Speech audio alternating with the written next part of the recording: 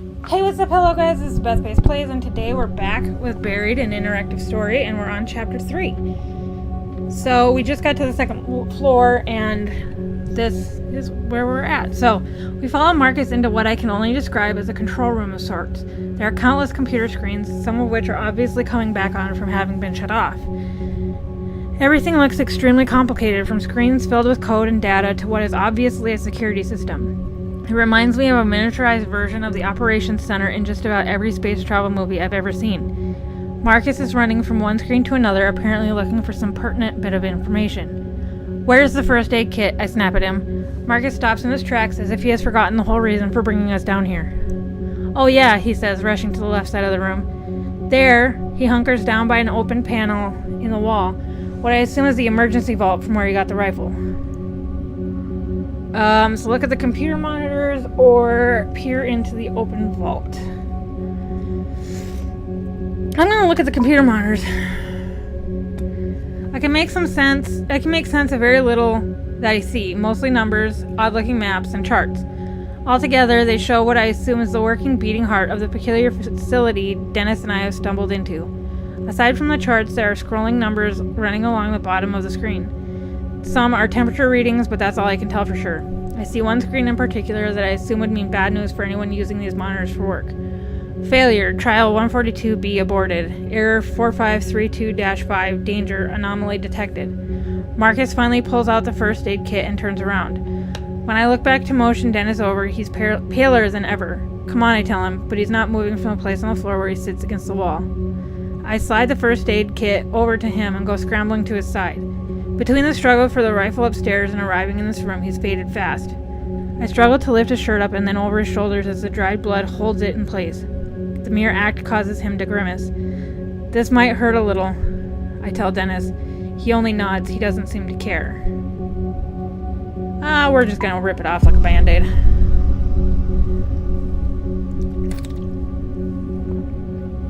Figuring that the old rip-off-a-band-aid metaphor applies here, I tear the shirt off of him quickly. Plus, I don't feel like we exactly have a lot of time. Dennis lets out a scream of pain and fury. "What the hell, man?" "Sorry," I say, casting the bloody shirt aside for the moment. Wincing in pain, he leans back against the wall and takes a series of deep breaths. His wound is more visible now, although it's partially hidden by the blood that has started to clot around it. My medical knowledge is slim, basically just a bunch of basics I learned in Boy Scouts. I look over to Marcus hopefully and ask, "You have any training?" "Zero," he says. "Sorry." It's just as well, I guess. He's far too concerned with what's happening on the monitors to be of much help anyway. I start by taking out the several rolls of gauze within the kit and wipe as much blood as I can away from the wound on his side. It's even worse than I had figured from the start. The gash is deep and dark. I'm pretty sure it's infected too.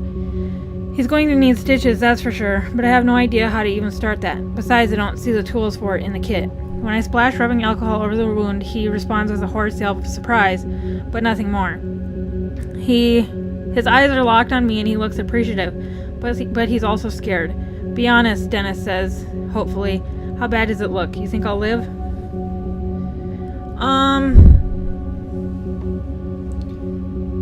I think he'll be fine, as long as he gets somewhere to get medical attention. I don't know entirely.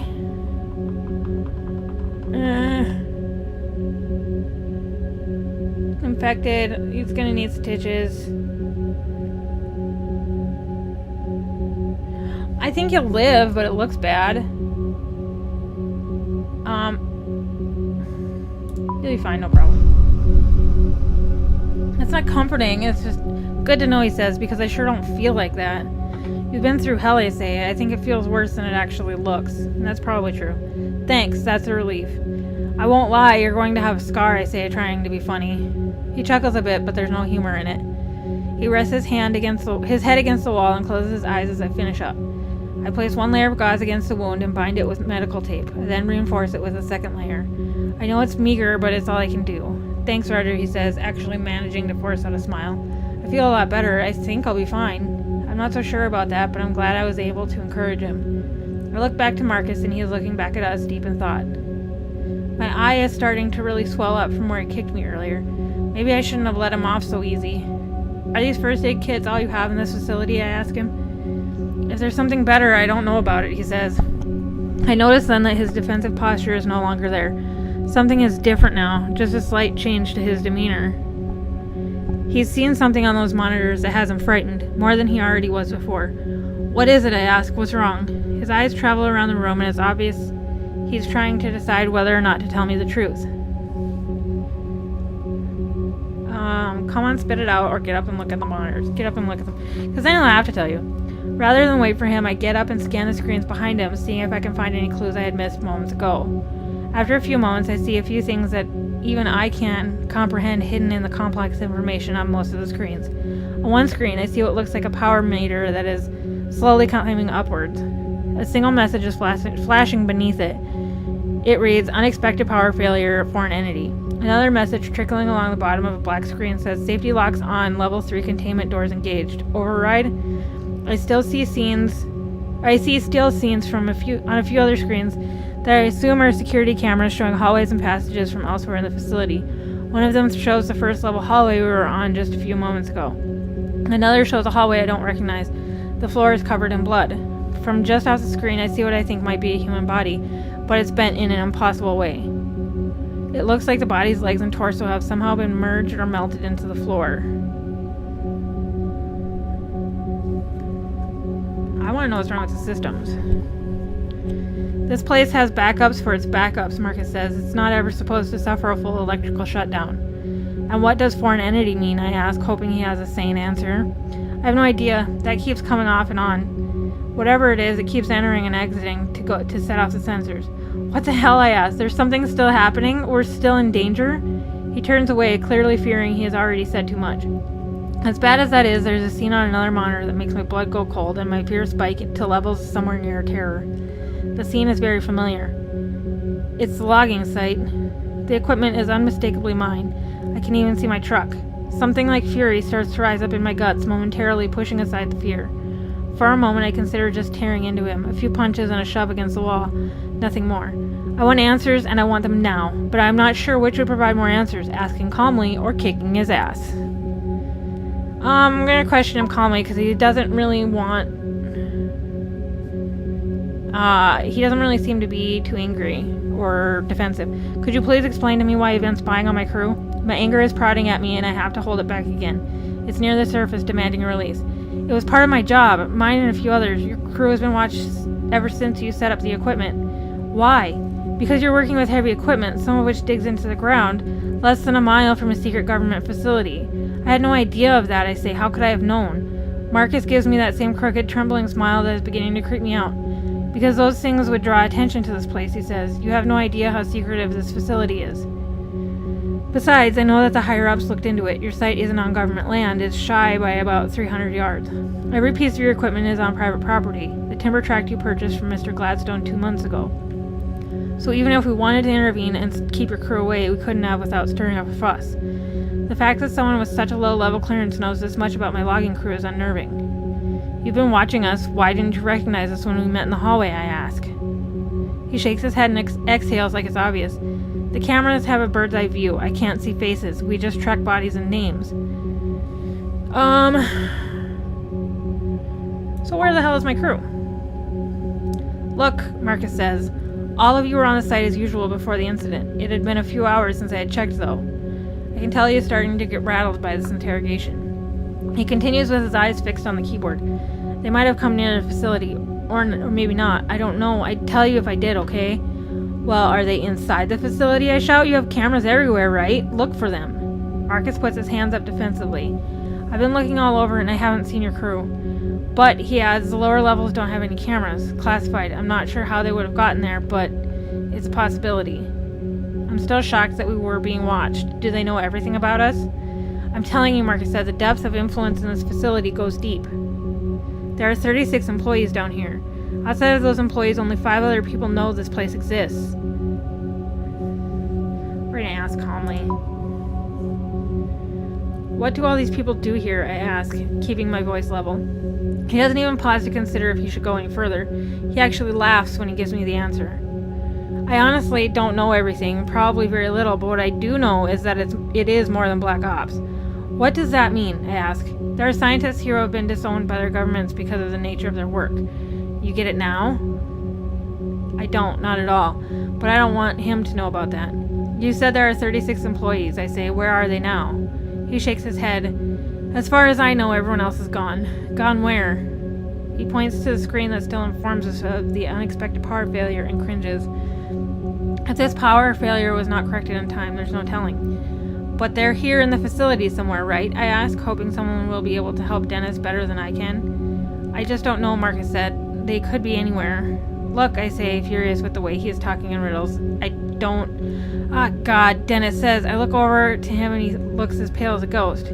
He stood up and his eyes are locked onto the monitor closest to him. What? I ask. He simply points to the monitor and then looks away. I look to the monitor and see the logging site, but more specifically, I see the overturned dozer and the legs sticking out from under it wearing work boots, right where I left him. Tony. The fact of his death seems abstract, almost like it happened in some other world or a very long time ago. I know that you already told me he was gone, Dennis whispers, but it's different actually seeing him. My God. Suddenly, something blazes by the open door outside. The shape is fast and in shadow, but I'm pretty sure it's a person. Someone else is here, Marcus says, wheeling around. He looks very happy to discover this, so I try to follow his lead. But if something bad had happened to this facility, then surely the sight of another survivor is a good thing, right? We should check it out, he says. I realize this isn't the best moment to leave Dennis after revisiting Tony's death all over again. Someone just ran by the door, I tell him. Hopefully it's someone who can help us. You gonna be okay? It's fine, go see who it is, he says, giving me a mock thumbs up. I turn to Marcus and motion for us to head out to investigate. Let's be careful, Marcus says. Depending on who it is, they might not be as hesitant to shoot a stranger as I was. I nod at him as I head for the door. I'm still holding the rifle in my hand, and I don't know if I have the guts to actually use it if needed. With a final look back to Dennis, I run out into the second level hallway. I need a drink real quick, hang on.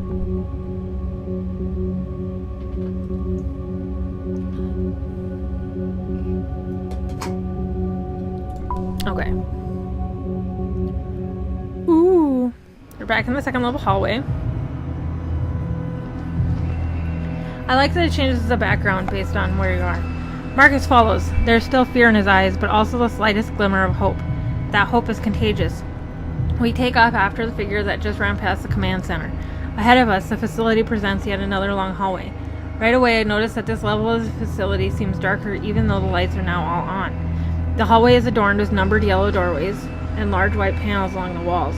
It's clean and well maintained, but there's something ominous about it.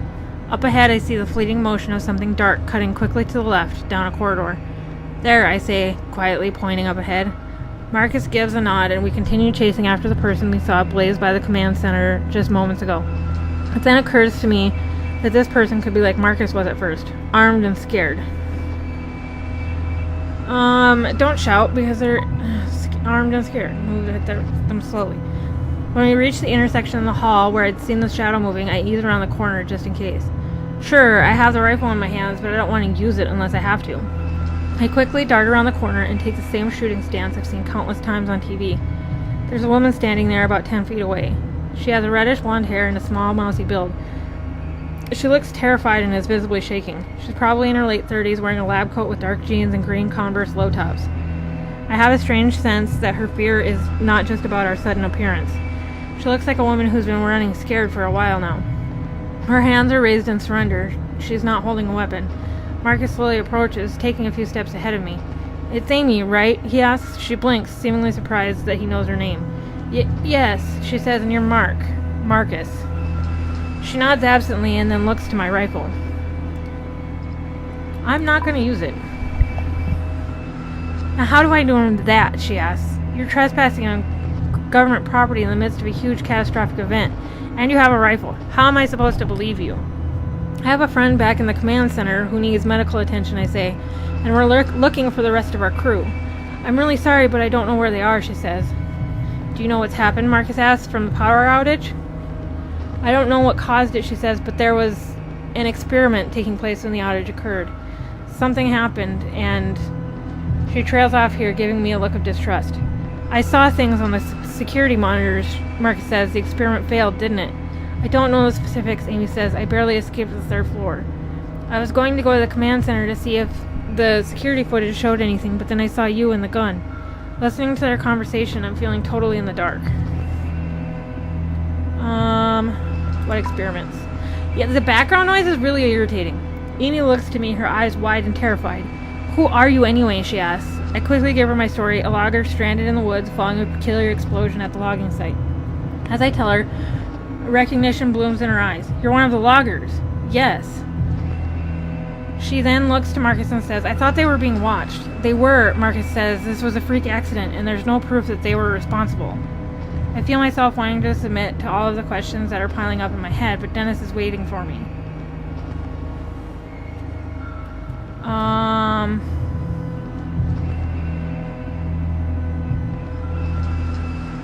Ask about medical help. I decided that despite my curiosity, I need to get Dennis help as soon as humanly possible. Look, is there any medical help to be had here or not? I ask. Probably, Amy says, but you'd have to find Colonel Barksdale. He knows where all of those sorts of supplies are. And where is he? Where is everyone else?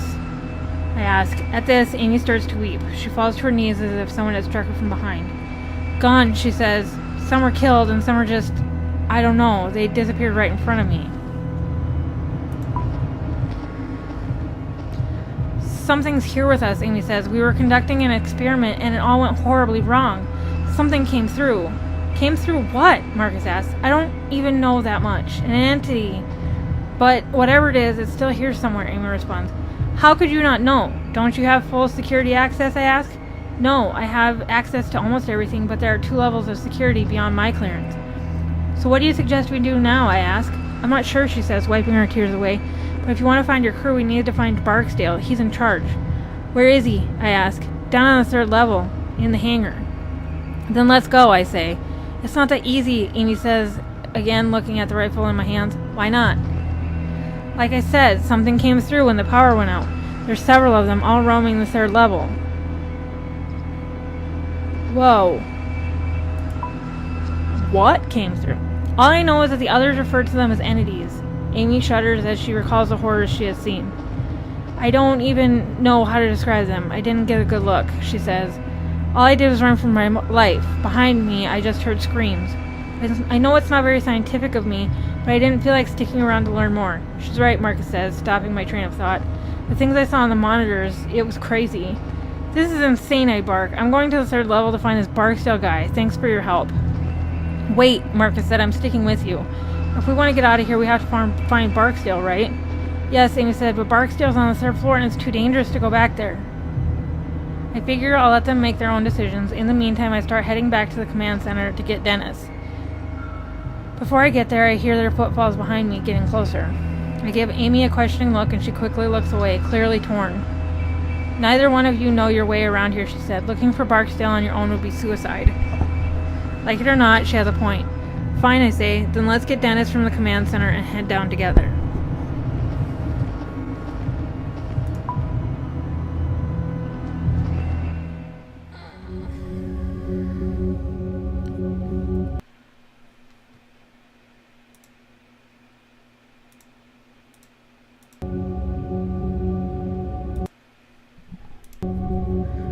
We enter the command center and I'm happy to see that Dennis has regained some of his color. We're going to get you some help, I tell him, and then we're going to find our crew and get the hell out of here. More help would be great, he says. With the way you ripped off my shirt earlier, I'm not letting you touch me again. Wait, Amy says, maybe one of us should stay here with him. I'll be okay, Dennis says. He stands to his feet with a grunt. You don't know what's out there, Amy says. I saw them. I saw what they can do. This facility is not safe. What can they do? What can they do? Never mind, she says. Come on, we just need to be careful. Marcus looks a little hesitant, but he nods his agreement and the 4 of us exit the command center. I'm gonna try something else. Hang on. Heading back out and... Ooh, let's not do that. Heading back out into the hallway, I look back to the monitors. I take a final look at the screen that shows my wrecked logging site and feel a pang of sorrow. Then I look up to the other monitors, showing live feeds of the facility's security cameras.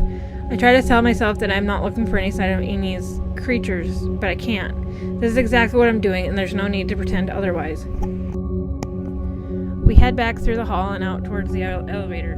The tension exists between us. The tension existing between us is like a physical presence. Ooh, sorry, I'm messing with my mic.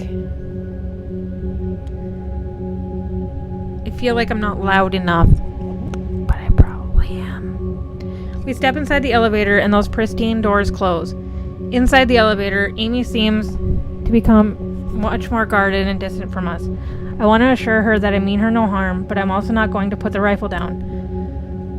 So you have pretty high clearance in this place, right? I ask her. That's right.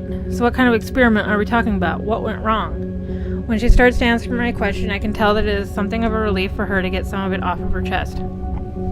There's been a lot of work on a project taking place here over the last 3 years or so. The purpose is to find out if there's any real viable science behind point-to-point instantiation? Like teleporting, I ask? Oh my god, Marcus says. I had no idea. I knew there was some weird stuff here, but nothing this insane. It's really not all that insane, Amy says. We found our first major breakthrough about 9 months ago. We were able to transport a live rat from its cage on level 3 to a small lab in New Mexico. The trip took the rat 5 seconds. Are you kidding me? Dennis says.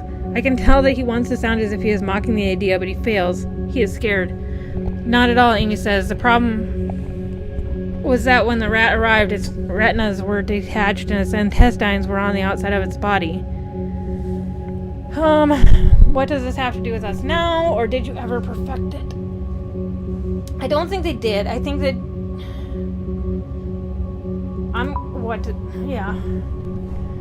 Well, about 6 months ago, we successfully made that same experiment. The rat arrived in great health in this time in just 3 seconds. Still, one of the things that we needed to tweak in order to make the process completely safe was how to figure out how to keep the subject on a straight course. When the matter is being transported, not only are its atoms being unknit and then put back together upon arrival... Unknit? Yes, deconstructed and translated through space. It's the only way we know how to do it right now.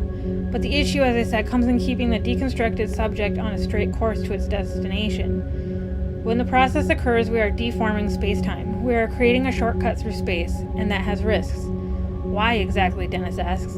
Because there are more dimensions in space than the 3 we exist on, she explains. There's some evidence that there are as many as 10. So when you send the rat to New Mexico, it's traveling through another dimension to get there, I ask? Basically, and because of that, we were trying to get a better understanding of what those other dimensions are capable of. Things that a great deal of the population would be scared of if they knew what we were doing. Hence all the privacy.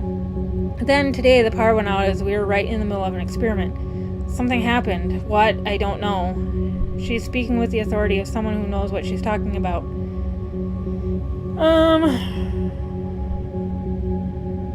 I'm really curious about what's been seen in those dimensions, but I'm also really curious if that's why the creatures are there. We're gonna see. We're gonna sate my curiosity. Other worlds, other Tegmark universes where our laws of nature don't apply. She says, not bothering to explain what that means. I'm not cleared for such things, but I do get the reports. What reports? Marcus asks. I'm given access to the results of the tests. In other words, Marcus replies, clearly upset. You guys have been peeking into other dimensions and taking notes on what you see.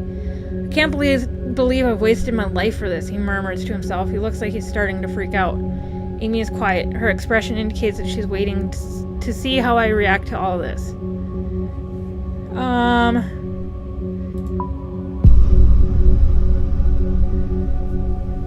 So this is like interdimensional stuff, I ask? In a way, Amy answers. Marcus, on the other hand, is incredulous. I don't want anything to do with this, he says. All this time I've been working for... He laughs cruelly, and the sound of it makes my blood go cold for a moment. Just a single level beneath my feet. You assholes have been tearing apart space and time, Marcus continues. When the elevator doors open, I can't get out fast enough. The tension is growing way too thick for my liking. Outside of the elevator, we step out into what appears to be a massive industrial area. The carnage waiting for us is unlike anything I've seen in the upper levels. Hang on. Ugh. My butt hurts.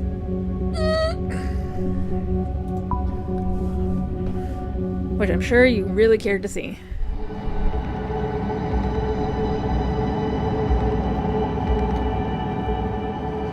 The area looks industrial, like everything was built for utility only. But more noticeable than that is all of the blood. My god, I have never seen so much blood. Those creatures must have had a field day. Holy shit, Marcus says, looking like a man that just woke from a very bad dream. There were more personnel in this area when the experiment went haywire, Amy says, as if the explanation makes it all better. The research you all do down here had better be worth it, I say. We have to get moving or we're going to lose our nerve. Amy, let's focus. Barksdale is in the hangar, I ask. If he's still alive, yes, that's where he'll be. Then let's hurry, I say. As far as I can tell, Dennis is doing much better, but I am beginning to grow tired of trying to keep my fear at bay. Between the blood on the floor, the silence of level 3, and Amy's talk of the lab rats, I'm getting freaked out.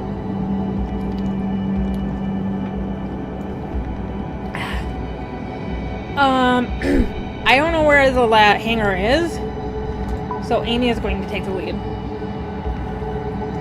The four of us start walking ahead, Amy taking the lead. We stop walking when we come to the remains of what looks to be 3 different people. It's hard to tell how many bodies there were because they have been torn to shreds and are distorted. 2 of the bodies look as if they have been fused together. Another man looks to have had his leg welded through the floor. I can see this man's face. He died in an abject state of horror, his mouth pried open in an eternal scream. Keep moving. It's simply too much. Worse than that is the fact that we have just started our journey through level 3. If there is worse waiting up ahead, I don't think I'm going to be able to make it. Dennis steps up beside me, and when he speaks, his voice is soft and flat. What in the hell could do that to someone, he asks. The things I saw, Amy answers, they could do it pretty easily, I think. She looks pale, and I think that she may pass out at any moment. Tears spill from her eyes, and she is visibly shaking. But she soldiers on, looking back to me and stepping to the side of the gruesome carnage. Her eyes again go to my rifle, and she doesn't look very hopeful. You good to go? She asks me. We need to move on, but for some reason, I can't take my eyes off the scene. My mind is reeling, trying to process it all. Yeah, let's go. We leave the grisly sight behind, moving into another equally destroyed area. From what I can tell, the next room was once an open area for experimentation. The place hasn't been destroyed, it has been physically altered in a way that makes no sense. The girders look to have been warped, there were materials distorted and twisted. To my right, a machine has been catapulted and looks to have somehow merged with the wall rather than crashing into it.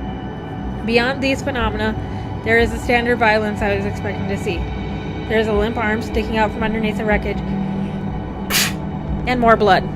I see no signs of an explosion, which makes me wonder just how this happened. Seeing the aftermath is sickening enough, but it makes me wonder if Amy saw it while it was happening.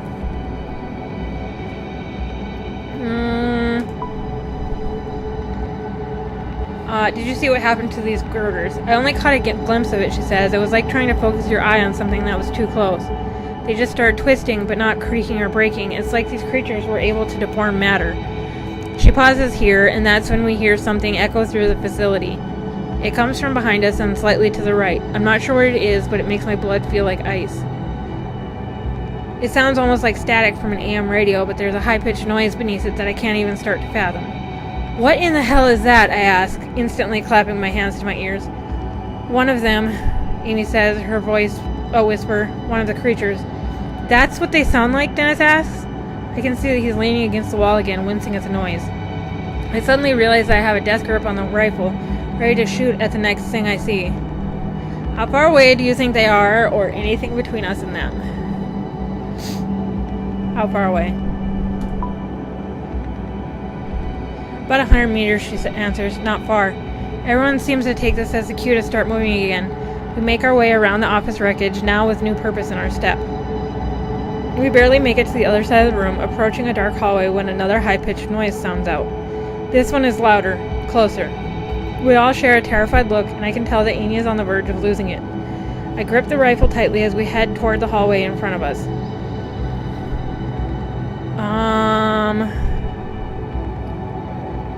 How much further to the hangar?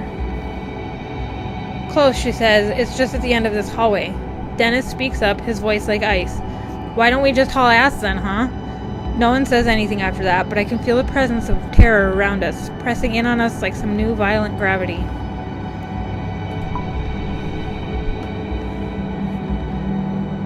Next room. This looks really tight and cramped, and I don't like it. The small utility hallway is well lit. It looks as if it was designed to only be used by select maintenance workers. What goes on in this area, I ask. I'm looking at Marcus as I ask the question, but he only shrugs in response. She might know, he replies, pointing to Amy. I've never been down here before. It's just a utility hallway, Amy says, but at the end there's a maintenance room. There should be a gun or two in there. It's also the most direct path to the hangar entrance. As we walk quickly and quietly down the hall, I take a glimpse ahead and feel the hair on the back of my neck stand on end. The lights become more sparsely spaced, and it's impossible to see just how far the hall extends into the darkness. This hallway has the occasional trace of bloodshed, but nothing like the main area we've come from. We continue further down, and just as I begin to see what looks like a large metal door further ahead, I hear yet another shrill sound. This one sounds further away, but no less demonic. How many of these things did you see? Dennis asks Amy. 3, but that's just what I saw. There could be more. What did they look like? Dennis asks. I'm going to ask what we're dealing with, so I know what to look for. I don't even know how to explain them, she says. Monsters, that's the only word I can think of. My mind seemed to struggle just trying to understand what I was seeing. They're big, and they seem to jerk around every few feet or so. They look like they're made of light. That's about all I know for sure. You know, my ex-husband always said I'd let my work kill me sometime. Kill me, she continues, seemingly unable to stop herself. I mean, I doubt he imagined this exact scenario, but still, as we make our way to the hangar doors, another high-pitched noise rings out, angrier now. Amy stops walking, causing all of us to stop and turn to her. We have to do something to slow these things down, she says. No, Marcus snaps. There's no time. We need to distance ourselves and get to the hangar. Fast. Amy ignores him, deep in thought. There's an old hydraulic door set into the wall right here. She says it hasn't been used for years, though. She looks to me, pleading her case. Together, we might be able to pull it closed behind us to keep those things back. Those old hydraulic doors weigh a ton, Marcus says. There's no way it'll work. Roger, Amy says. What do you think? They'll have a harder time getting to us if those doors are locked. Look, Marcus shouts, turning to me. We need to get to the hangar now. I think we need to close the door. It'll put something in between us.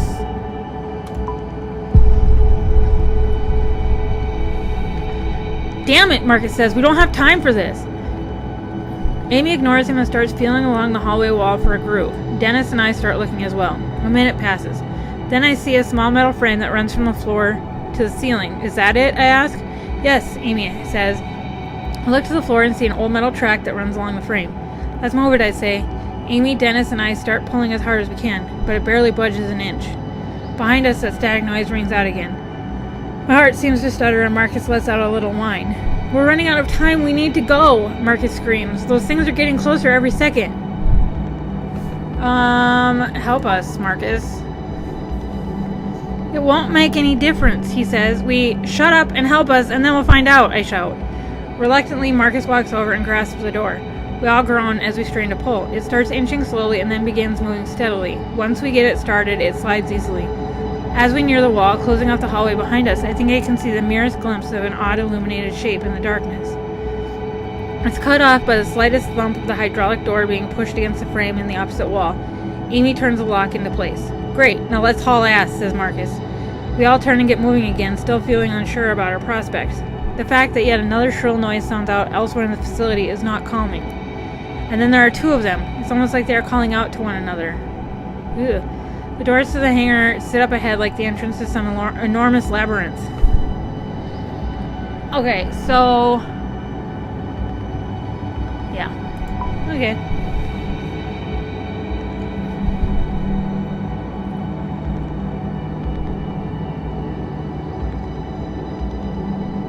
When we reach the hangar doors, I get a true sense of how impenetrable they are. A computer terminal is mounted on the wall nearby and has a blinking red light. Any idea what this means, I ask? It's an automatic lock, a failsafe from a lockdown, says Amy. I've never been down here before, Marcus says. If I had known this door was here, I would have opened it earlier. How? Amy asks. The fear in her voice is present. It is more present than ever. For the command center, he says, you need to override from there first, then use this terminal to open the hangar doors. The command center on the 2nd floor, I ask? Yeah. Amy shakes her head and lets out a nervous laugh. Are you kidding me? She asks. We just pulled that hydraulic door and blocked off the hallway, remember? If we want to get into the hangar, we have to get back to the command center, Marcus says. Isn't there another way?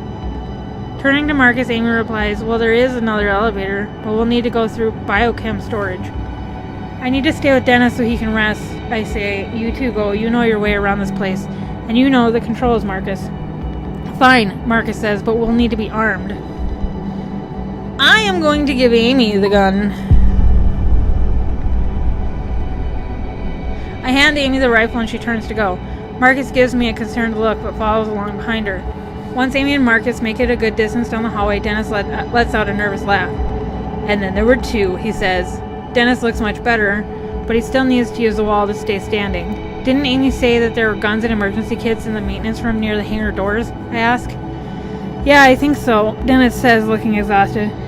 I look ahead and see a door to the right that reads maintenance. Might as well give it a try. I go to the door, try to open it, and find it's locked.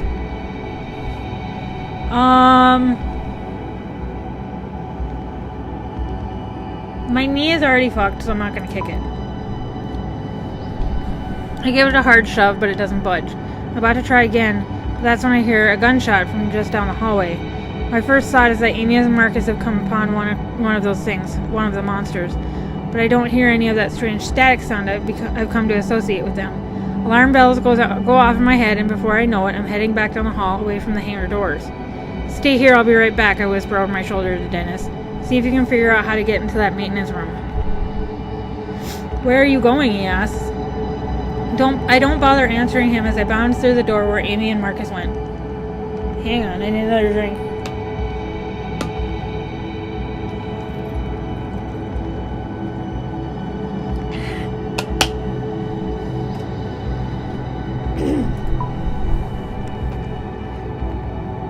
Okay. So we're in another hallway. As I enter the biochem room and start walking between the massive silos, I wonder what classified chemicals could be inside of them. I am fully expecting one of Amy's creatures to come flying out from the intersection of halls up ahead. I think I overhear a voice, a woman's voice. It's Amy. Stop! Let go of the gun! I run ahead so fast that I almost trip over two people in a life or death struggle.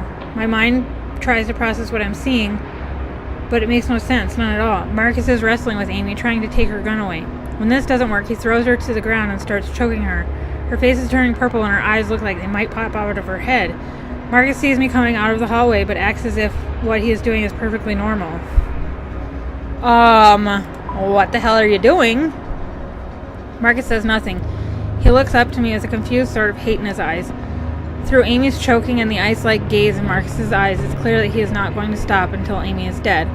Part of me wonders if he expects me to just stand there and watch, as if I might want to kill her too. Stop him. I start rushing towards him before I really know what I'm doing. I bring my fist down in a hard arc across the bridge of his nose and am rewarded with a sick cracking sound. He cries out as he falls to the ground, looking at me as if he doesn't understand why I punched him. On the floor, Amy clutches at her neck and gasps for breath. I start to fear that I was a moment too late, just as I see that the rifle has been thrown across the floor. Marcus seems to notice this at the exact same moment that I do. I hit Marcus and then get it. I deliver a surprisingly strong blow with my right hand, clipping his chin from my awkward position. I'm in the process of planting a knee in his chest to hold him down when his left foot comes out of nowhere, landing hard. The kick catches me squarely in my ribs, knocking the breath out of me. What the hell are you doing? He yells at me. By killing her, I'm saving us. All of this was her fault. I sense that he truly believes this, but if that's the case, then why not just attack her when we were all together? The answer is simple. We might have stopped him. He wanted to kill her in private. And then what? Would he have done the same to Dennis and me? It seems fitting, really. When we first came upon Marcus, he'd held a gun on us. I'd been so relieved to see another human being that I had underestimated just how unhinged he was. Marcus and I both dive for the rifle, still laying on the floor, and start wrestling for possession. But I'm not confident I'll come away with it. As we struggle, he starts inching the muzzle of the gun towards my face, a position I do not want to be in. I start pushing back hard. But if this thing accidentally fires, I'm not sure where I'd prefer the bullet to go, especially in this room full of chemical tanks.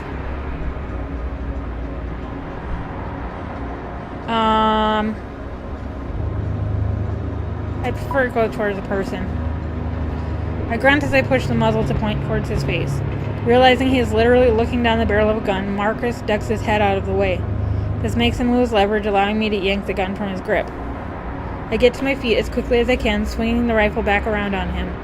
For a moment, I think I've knocked him out, but his eyes flutter and he looks at me as if I betrayed him. Her people, he says. It was them that did this. She deserves to die. She did this.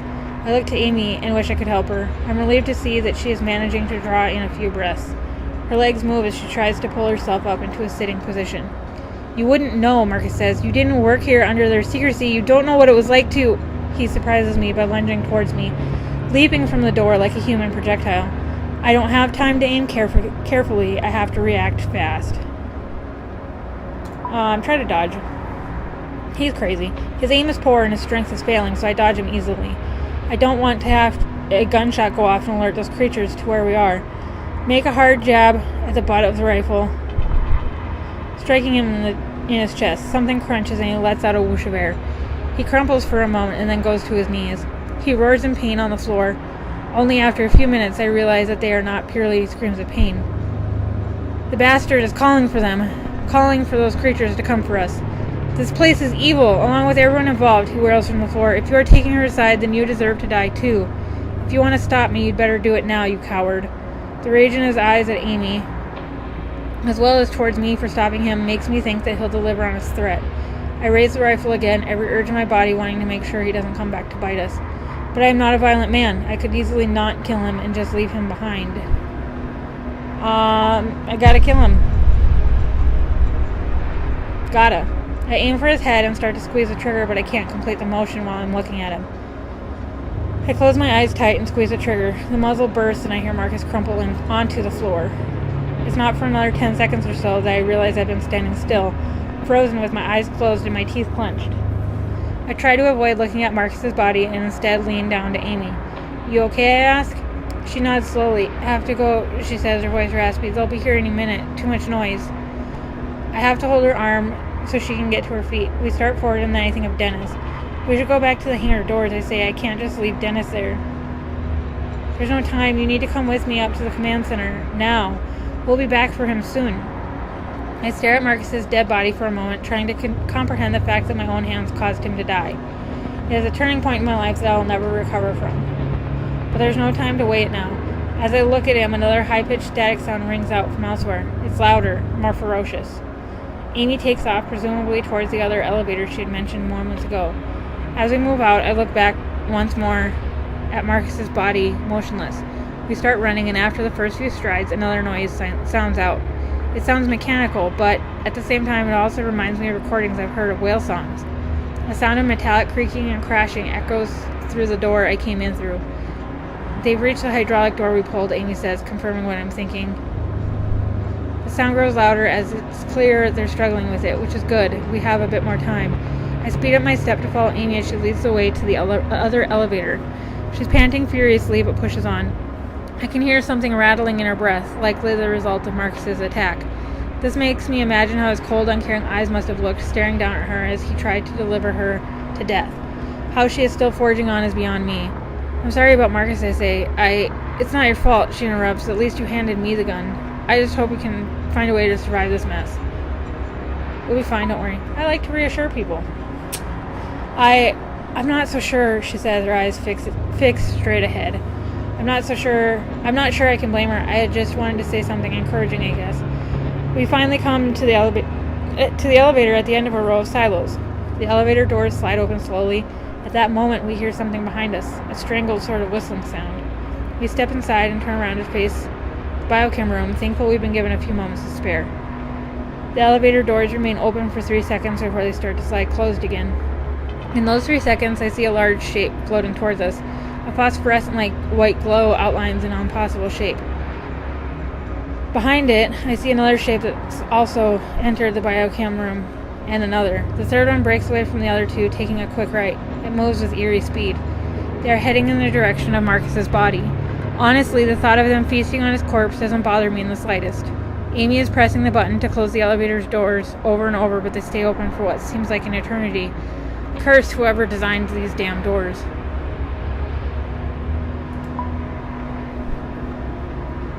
We can't go anywhere, I figure, so no use in hiding. I take a step and stand firm in the elevator doorway. I hold the rifle steady, ready to fire, and that's when I see them in a clear light for the first time. I can see their features, their shape, and their colors, but my mind can't quite process it all. Nothing about them makes any sense. My eyes try to see a squid, but that's not what these things are. They're gray and white and seem to be nothing more than squirming light. Their appendages are neither legs nor tentacles, but somewhere in between. They don't walk on these appendages, but use them to glide. They move like ghosts and seem to jerk every few feet or so. But I am pretty sure that this jerking effect is not a result of their moving, but my mind's inability to understand how they are moving exactly. It's also more than their appearance that makes a mockery of reality. The light around them seems to bend inward, as if the space within the room has to reshape itself for their existence. That peculiar effect on the air makes their movement seem like something moving underwater, only faster. They screech in unison as they rush towards the elevator. They'll be inside here in another few seconds. I check the rifle and see that my ammo is diminishing. I have to start saving my shots. I'm going to have to be choosy. Don't shoot. Save ammo. They keep advancing. Even though I know the doors may not close in time, I manage to keep my cool and avoid firing off any more rounds. My finger itches to pull the trigger, but I resist. I'm not even sure if a gun would affect them. Finally, the elevator door closes. The creatures wash against the other side of the door, making an electrical noise and crying out in anger. The tips of their spider-like appendages poke through the wall and elevator door, but for some reason they can't get all the way through. Amy screams at this and curls into a ball in the far corner of the elevator, crying. I say nothing to her. I just cling to the rifle, hoping those creatures don't find Dennis as he waits by the hangar doors where I left him. For his sake and ours, we need to get them open now.